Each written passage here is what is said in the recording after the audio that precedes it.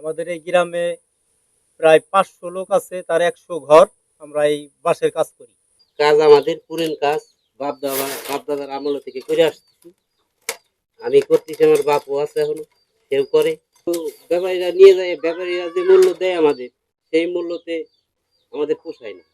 মানে এমন কোনো কাজ সেই নেই যে এখন বাইরে যা ফসাদ করে করবো। প্লাস্টিক আসার কারণে আমাদের এই কাজ ধ্বংস হয়ে যাইতেছে।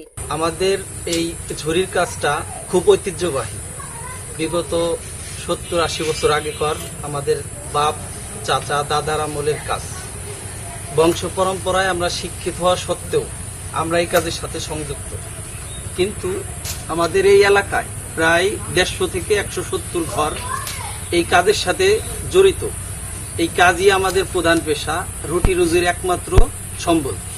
আমাদের এই কাজের মাধ্যমেই আমাদের সংসার চলে। আমাদের এই ঝাঁকা দিয়ে মূলত মাটি কাটা, আপনার কাঁচামাল সংগ্রহ বিভিন্ন কাজে লাগে।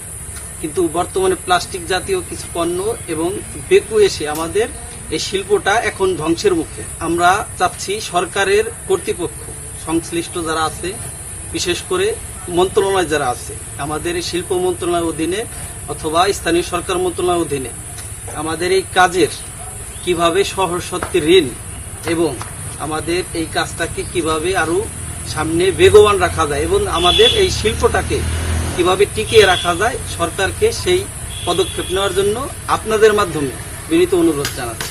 আমরা সরকারের কাছে একটু আবেদন করি যে আমাদের বাইসে থাকার মতন কোনো কাজকর্ম যাতে ওরা দেখাতে পারে, দিতে পারে।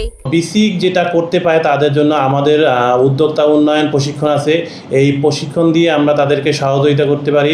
পাশাপাশি তারা যদি তাদের শিল্প উন্নয়ন কার্যক্রম আরও বৃদ্ধি করতে চায়, সেক্ষেত্রে আমরা বিসিক অফিস থেকে আর্থিক সহযোগিতা তাদের জন্য সরবরাহ করতে পারি। এক্ষেত্রে তারা যদি আমাদের কাছে আসে, আমরা অবশ্যই তাদের যেভাবে আর্থিক ঋণ প্রয়োজন হয় সেই অনুযায়ী আমরা তাদেরকে সহযোগিতা করতে পারবো।